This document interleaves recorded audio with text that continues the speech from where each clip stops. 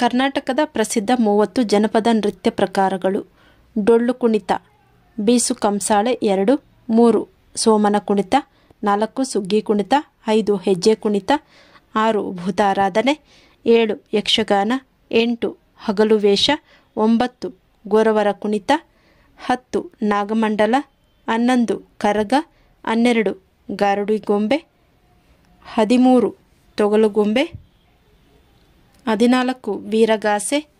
15 ಹುಮ್ಮತ್ತಾಟ, 16 ಸಣ್ಣಾಟ, 17 ಉಳಿವೇಷ, 18 ಕೋಲಾಟ, 19 ಹುತ್ತರಿ, 20 ಜಗ್ಗಳಿಗೆ ನೃತ್ಯ, 21 ನಗಾರಿ, 22 ನಂದಿಕೋಲು, 23 ಕೀಲು ಕುದುರೆ ಕುಣಿತ, 24 ಕೊರವಂಜಿ, 25 ಮರಗಾಲ ಕುಣಿತ, 26 ವೀರಭದ್ರ ಕುಣಿತ, 27 ಲಂಬಾಣಿ ಕುಣಿತ,